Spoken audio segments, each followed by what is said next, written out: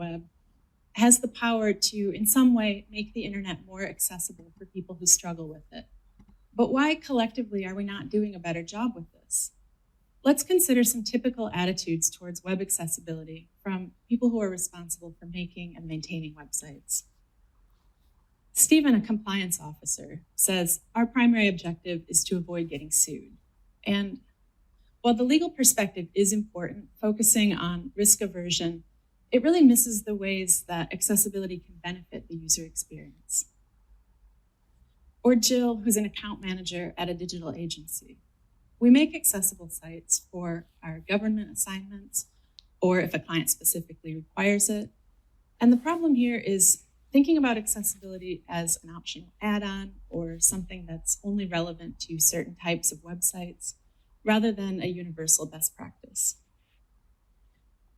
And Chris, a QA developer, we've tested our site using a screen reader, so we know it's accessible. And often people think first about visual impairment when they think about web accessibility, but there are many different types of disabilities that can impact your audience: auditory, cognitive, neurological, physical, speech, and visual. And finally, Lee, a content strategist. It doesn't really affect me. Aside from writing alt text, accessibility is really something that's handled by our developers. And this gets to one of the main themes of the talk, and that is that accessibility is everyone's job, and that it requires ongoing effort. It's not a one-time thing that you build the site and you're done with it and you never have to think about it again. So in this talk, I want to provide you with some strategies to help create a better experience for disabled people and ultimately everyone else too. So first, let's define what we mean by web accessibility. Very simply, it's websites that are designed, written, and developed so that people with disabilities can use them. And by doing so, this enables everyone to participate and contribute on the web. If you think about it, access to the internet is perhaps even more important for people with disabilities. Think of the ways that an everyday activity like going to the supermarket could be a challenge for someone with limited mobility or is blind. Being able to shop online should remove barriers, not create new ones. A 2016 Pew Research survey found that only 40% of disabled Americans feel comfortable using the internet, compared to 80% of non-disabled users. So how do we know if a site is accessible? Really the main standard for this is the Web Content Accessibility Guidelines, or the WCAG. This is a document published by the W3C, the World Wide Web Consortium, and it spells out 3 different levels of conformance. Level A is kind of the minimum requirement. Double A is typically what's required if you do have a legal requirement to meet, or government sites require that. And then triple A is really kind of the gold standard. So the guidelines themselves comprise over 90 criteria, and they're organized in 4 different categories: perceivable, operable, understandable, and robust. So I guess I just want to walk through a couple examples from each of the categories to give you a sense of the kinds of things that are in the guidelines.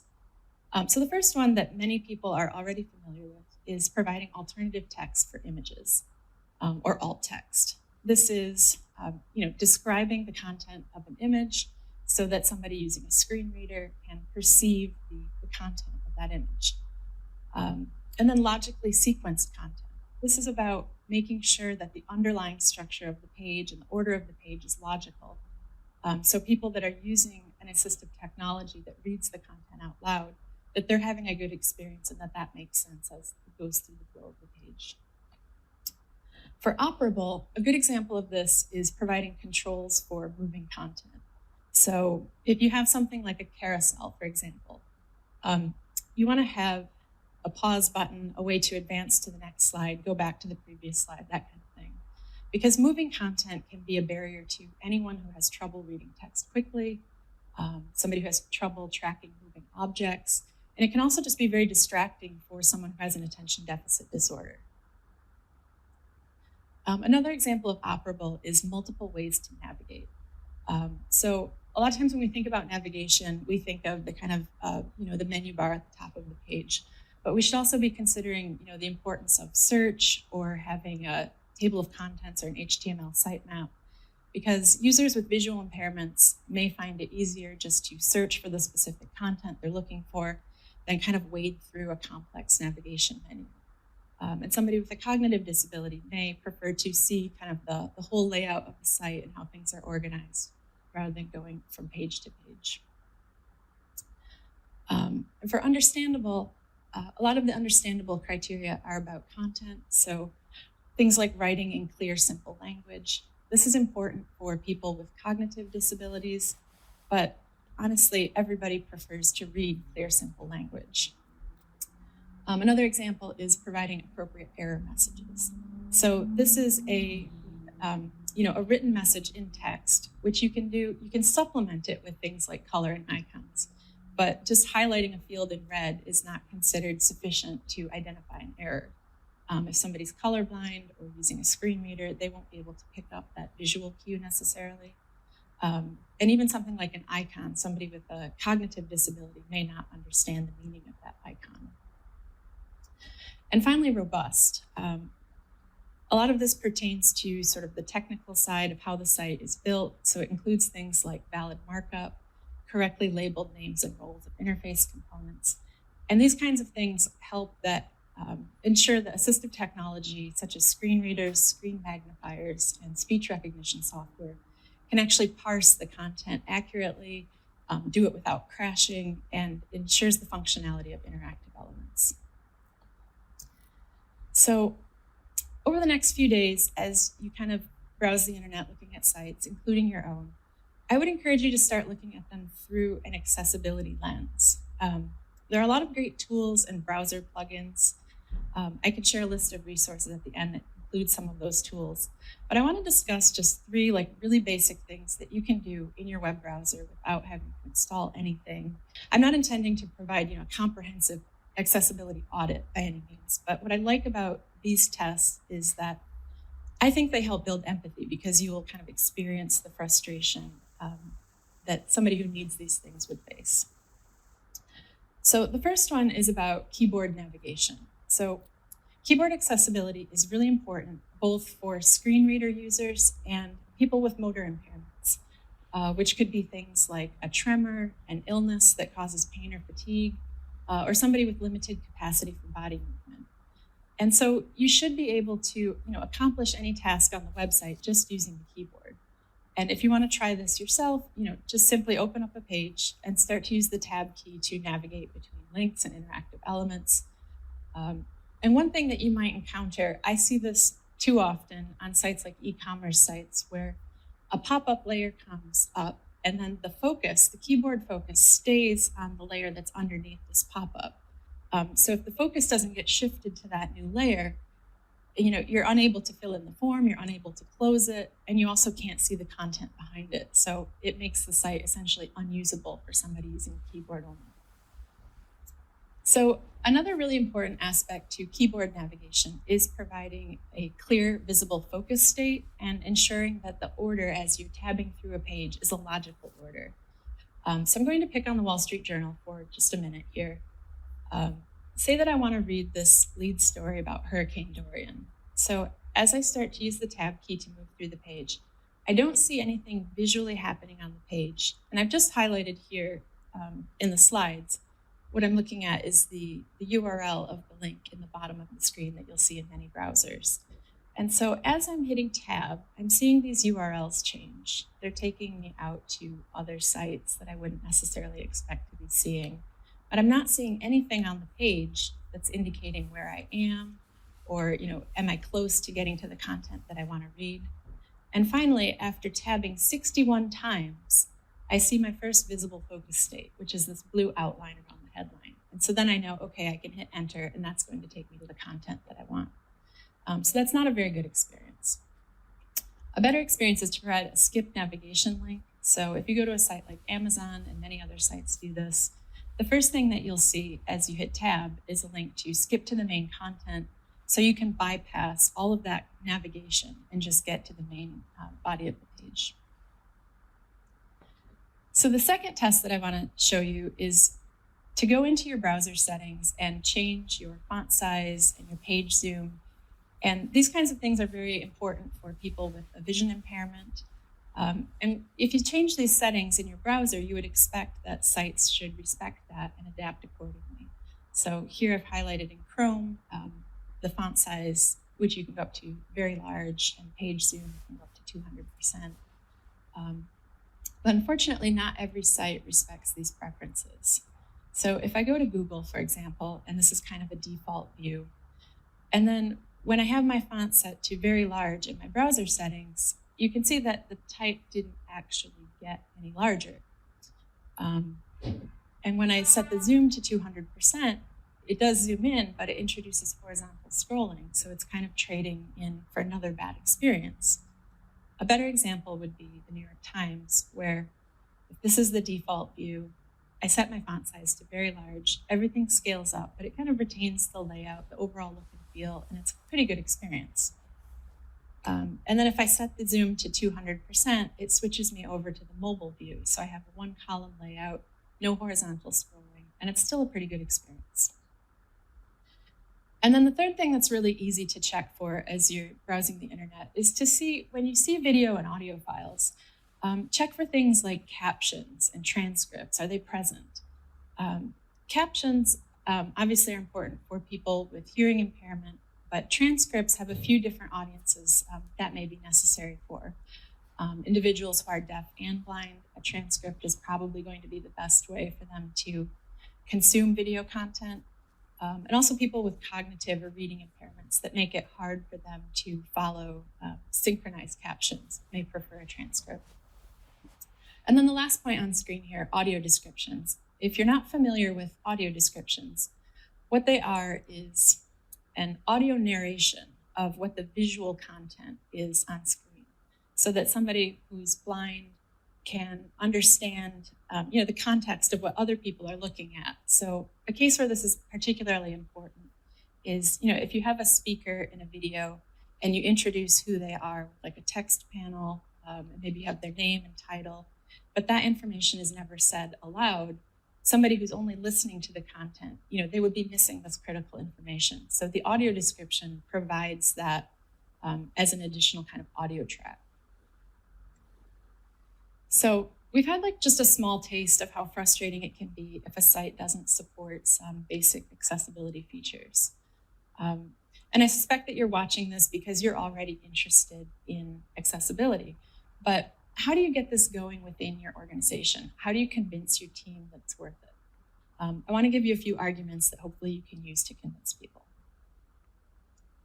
So I mentioned the legal perspective at the beginning of this talk.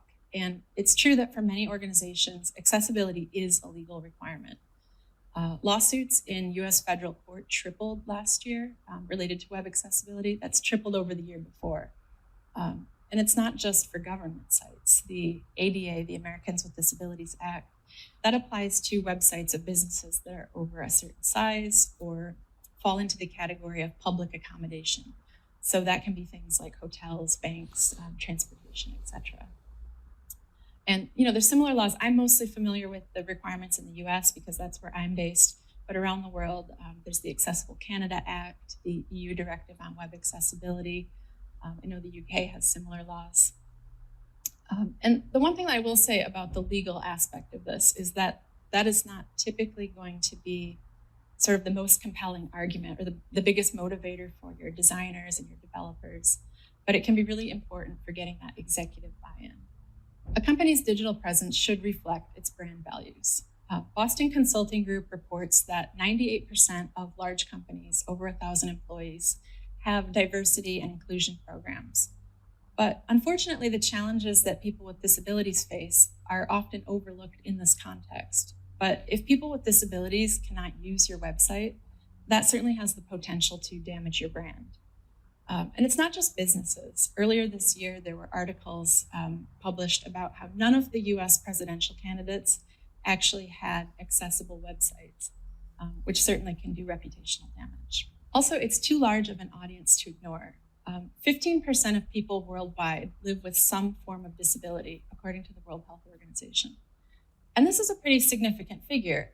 Imagine if your web traffic suddenly increased by 15%, or better yet, conversions increased by 15%.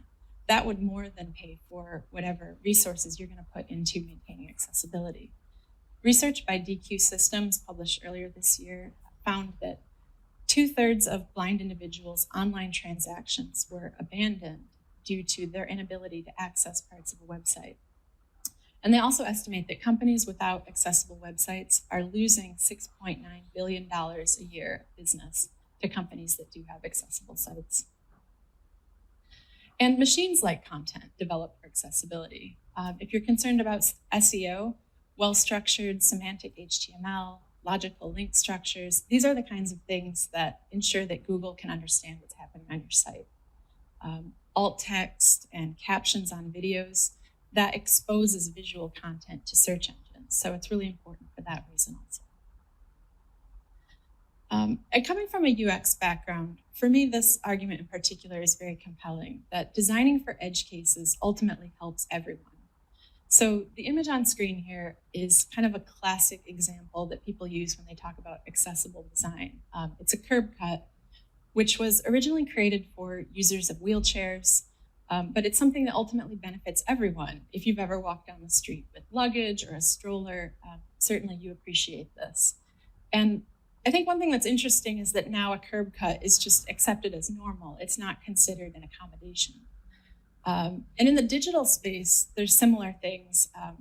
Email, touchscreen devices, and audiobooks actually all originated as assistive technology and are widespread now. So I want to go through some of the ways that meeting the WCAG requirements will benefit a wide variety of people, including those without disabilities. So sufficient color contrast, that helps users who have a vision impairment, of course, but perhaps somebody just forgot their reading glasses for the day and they need a little additional help. Or if you're outdoors in bright sunlight, you don't need to have a vision impairment. If there's glare on your screen and it's hard to see, you appreciate that the designer didn't put white type on a yellow background. And video captions were designed to help people with hearing impairment. But they're also important if you want to watch videos in public space and you don't have headphones. Or for language learners, it can be really helpful to be hearing the content and then also seeing it written below. That can be really useful for language learners. And keyboard navigation. We talked about how that's important for people with a physical or visual impairment. But think about maybe somebody with a temporary injury. If you've sprained your wrist and for a couple weeks it's hard to use a mouse. Or somebody who's an efficient power user. If there's a site that you go back to over and over and over again, and maybe there's a form on it, over time, you probably would appreciate just being able to kind of tab through that instead of having to click into each field separately. So kind of with all of these reasons together, I believe that accessibility is just a professional best practice.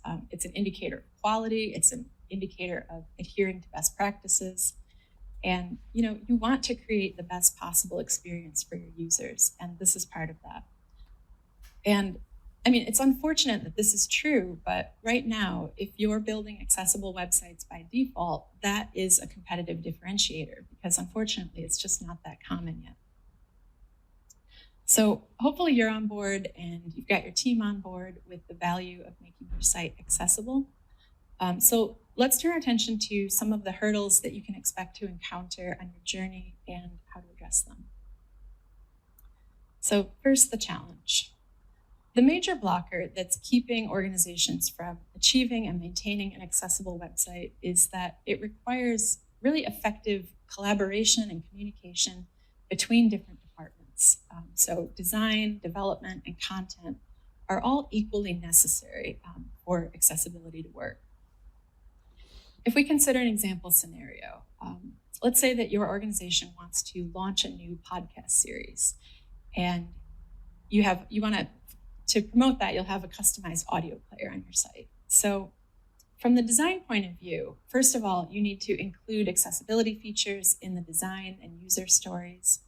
And those can be things like making it clear that a transcript is available, being able to change the playback speed, and providing navigation to different parts of the recording. And then as we talked about, things like sufficient color contrast and visible focus states. From a development point of view, the code needs to be valid and semantic with correctly labeled UI controls and logical keyboard navigation, no keyboard traps. And then from the content point of view, we can design and build the functionality to have a transcript be displayed. But if that transcript is never created, then, of course, it's not going to be an accessible experience. And so this can be something that for many organizations, this might be like a new requirement that the content team might need training on to learn the best practices for. So that's just another thing to plan for.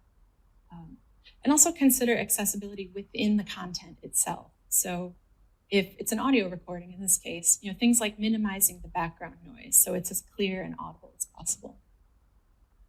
So I just want to highlight specifically some of the challenges that arise from this distributed responsibility. Accessibility is something that has to be considered at every step. It's not like a final thing, a final QA step. It's got to be baked into from when the requirements are first identified.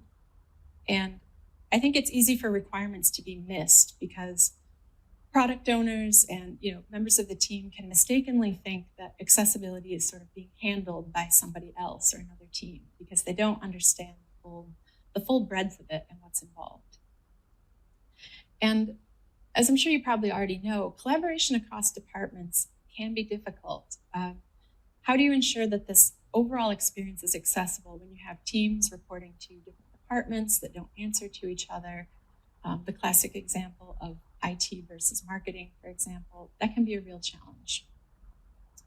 And managing that agency to client handoff on a new Sitecore build. If you're building a very flexible solution, and I'm sure that you are, and you're not having a conversation with your client about how to maintain accessibility over time and what's required, it's not reasonable to think that a year later, as new content is added, maybe new functionality is added, that initial state of accessibility will have been maintained over time. So that's a really important conversation to have. So I want to talk through some of the factors that will help you be successful in this effort. First of all, get support at the highest possible level.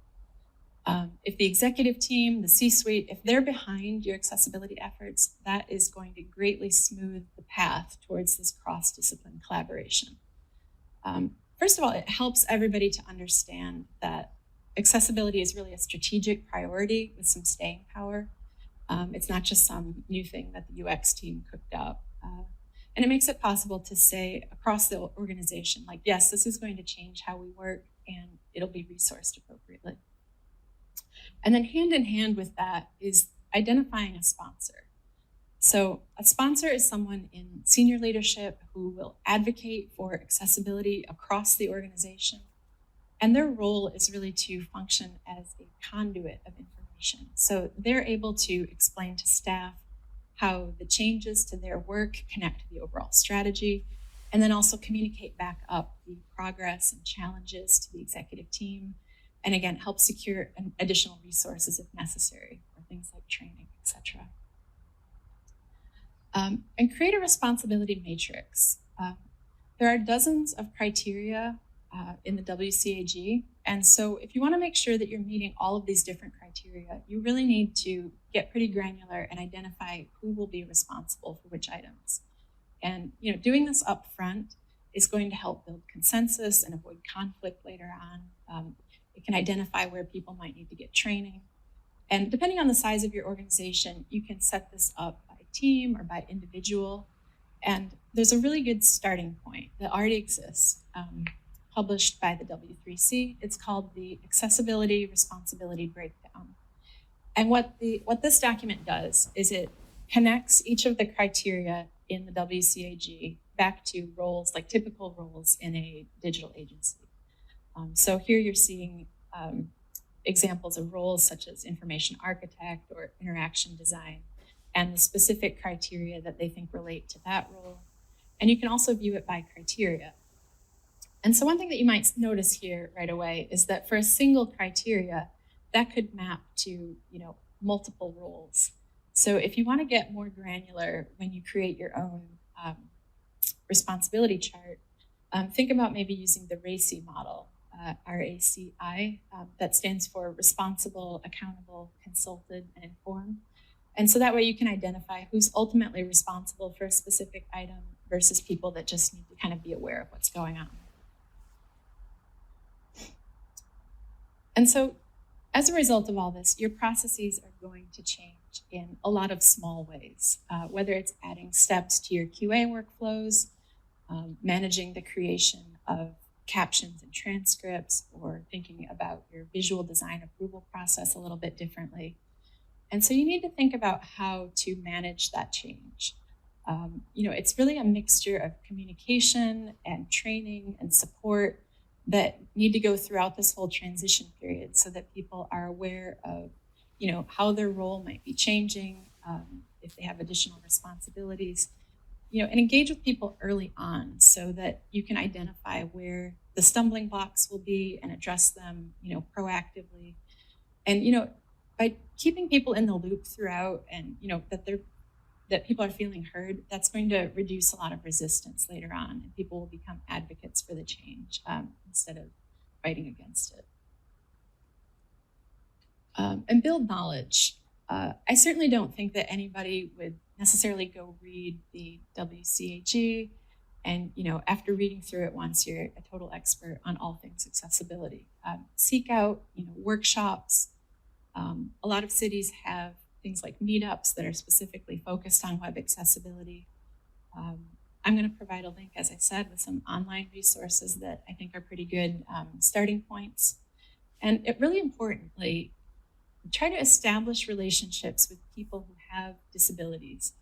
You can then hire to involve in your user testing process, or better yet, bring them on board as you're designing and building new functionality, so that perspective is kind of baked into the initial requirements and not something that's just kind of tacked on, or you have to remediate something after it's already built. And then this idea of accessibility champions. What I mean by this is having somebody embedded in each of your various digital teams. So you might have one person in visual design, one in front end, etc.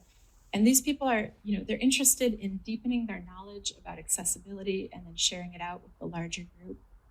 And what I like about this approach is, say that you can't get that executive support and you don't kind of have the top-down support. I think that nobody's going to stop you from identifying people who are going to keep accessibility in mind as you're working on projects. And by doing so, you get to this place of having more of that holistic thinking. So, if there's somebody on each team who's kind of thinking about accessibility, you're less likely to miss requirements and that kind of thing. And the role of these accessibility champions, too, is to become a resource to the rest of the team. So if people, start to have questions about, what approach should I take? How do I handle this accessibility issue? They know where to turn. So maybe you have, an accessibility Slack channel or that sort of thing. And then what I like about this approach, too, is that it really requires enthusiasm and interest more than, you don't need to have years and years of seniority to be an accessibility champion. So this could be like a really great opportunity for junior staff to, take on something a little bit outside their everyday role, and provide networking and leadership opportunities. So how to get started? There's really two different approaches, depending on whether you're planning a new site or mitigating issues on your current site. So I'm just going to talk through some of the issues for each of those pathways, starting with planning a new site. If you're writing an RFP, you're going to work with an outside partner. Be sure to make accessibility a requirement. And then hand in hand with that, know what's involved. Because if you understand kind of the full breadth of, what makes a site accessible, you'll be in a better position to evaluate the responses that you get. And don't forget training and knowledge sharing. Make sure that your partner is able to provide any additional training that you may need to maintain accessibility over time. And in terms of cost, if you're building a new site, the cost of building accessibility in from the beginning is really pretty minor, because you're going to get a lot of stuff for free, particularly all of the design-related features, things like choosing the right color palette, having multiple ways to navigate. These kinds of things, they don't add any cost to your build. And also when you set up your development processes, your continuous integration, you can include things like an accessibility testing API. So that's something that can be checked, with every deployment. And finally, the training piece. If you're already training people on how to use a new solution, it's easier just to kind of add in some additional info about accessibility rather than having to have a whole separate training. And I just want to talk about some of the things. We would need a whole other session to talk about all the ways to make a Sitecore solution accessible. I just want to highlight a few thoughts to keep in mind that really pertain to that idea of content editors being able to maintain accessibility over time. First of all, with video players, I talked about audio descriptions a little bit. Audio descriptions are actually required for the WCAG AA compliance. So if that's something that your organization needs to have, be aware that YouTube embeds do not support audio descriptions. So you may want to look into other players. There's an open source player called the Able player that supports audio descriptions and a bunch of other accessibility features. Or if you do need to use YouTube, be aware that you may have to create 2 different versions of the video to support audio descriptions.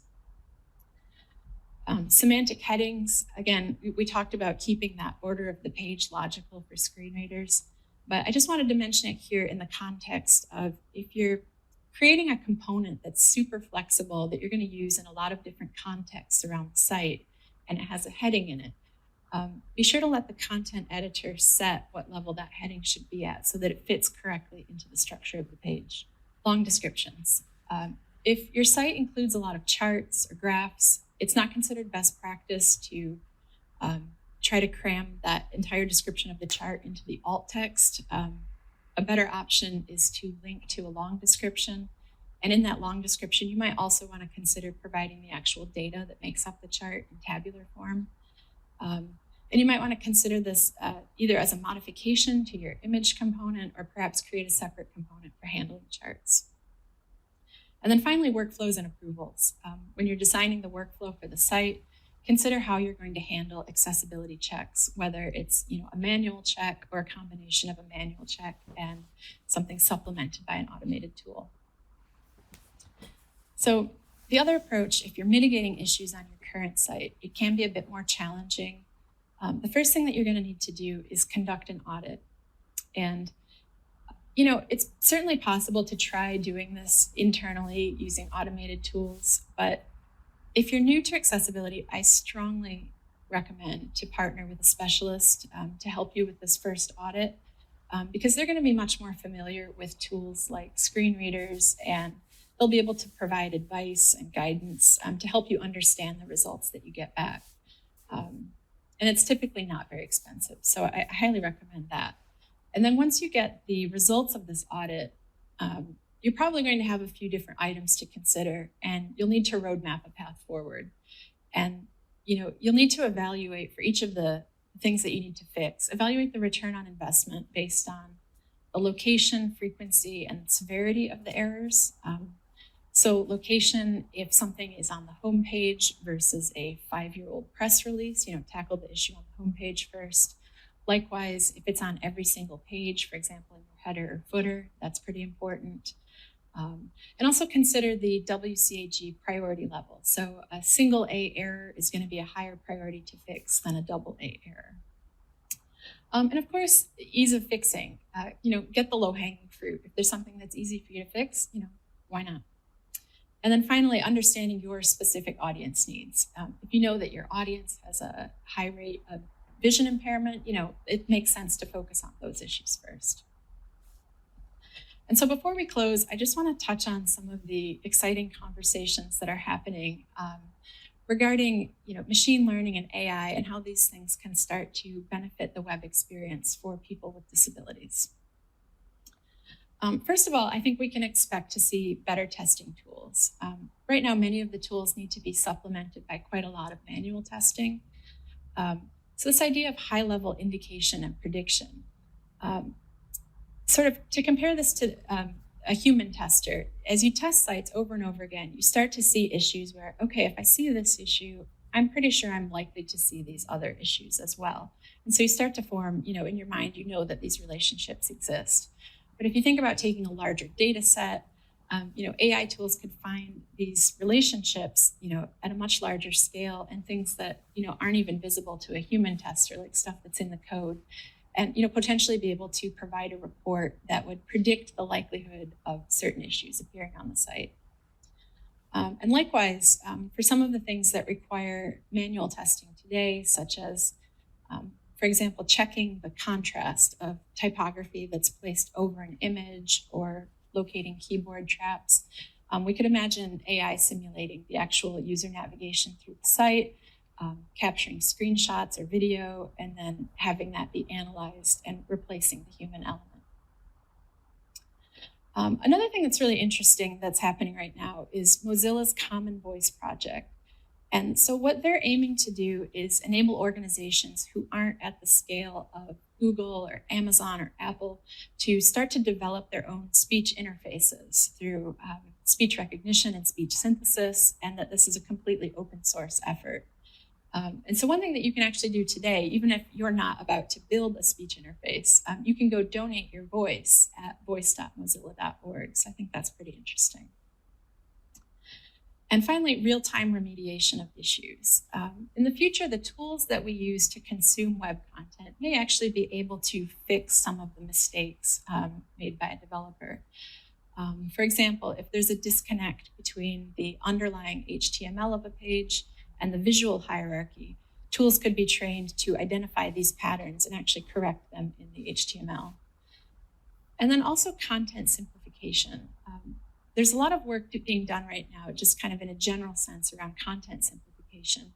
But if we think about that moving in a bigger way onto the web, and being able to take text, maintain the original meaning and intent, but make it easier to understand, that could really benefit low literacy users, people who English is their second language, people with cognitive disabilities or dyslexia. I mean, that could really have a big impact.